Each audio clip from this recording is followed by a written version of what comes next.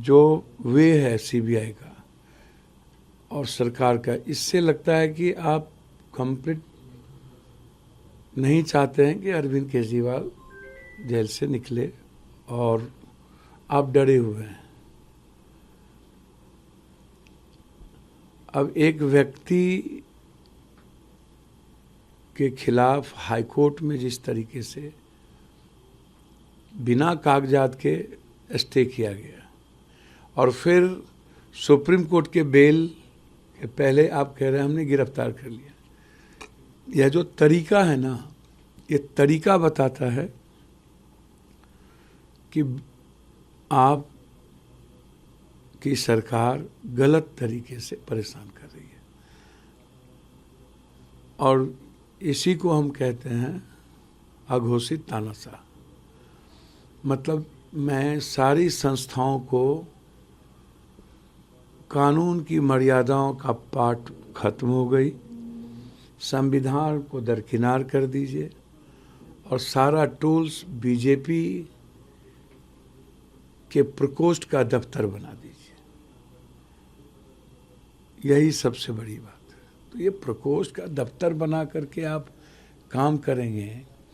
अब फेस कीजिए अरविंद केजरीवाल को, खत्म करिए डेमोक्रेसी से। आप जेल में डाल करके और जेल में परेशान करके आप डेमोक्रेसी को चैलेंज कर रहे हैं। आप जनता के बीच खत्म कीजिए। जैसे आप लोकसभा में 7 सीट जीते हैं तो आप विधानसभा में इनको खत्म करिए। तो आप जनता पर भरोसा नहीं है, आप न्यायालय पर छोड़ दीजिए। न्यायालय पर भी भरोसा नहीं, जनता पर भी भरोसा नहीं, सिस्टम पर भी भरोसा नहीं, बस आपको सिर्फ हिटलर शाही पर भरोसा है, तानाशाह पर भरोसा है। तो ये नहीं चलेगा। सर एक सवाल ये है कि आम आदमी पार्टी जी का जो अभिभाषण होगा उसको बहिष्कार करेगी। देखिए, मैंने पहले भी कहा है कि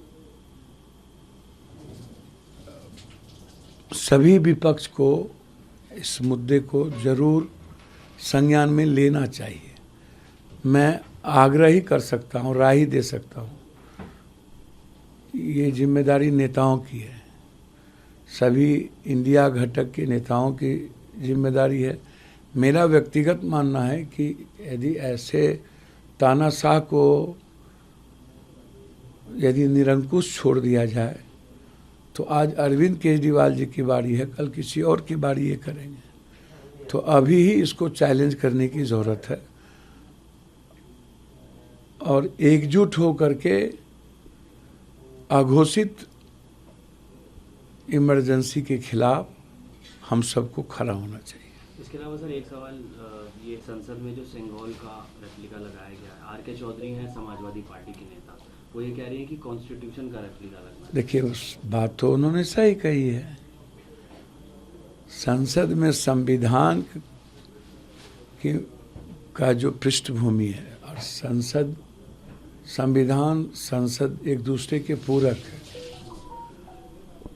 सम्मान, स्वाभिमान और अभिमान के प्रतीक है संसद। तो वहाँ राजशाही की परंपराओं का अवलोकन करें और हम उस परंपराओं को बढ़ावा दें तो हमारा इतिहास आने वाले पीढ़ी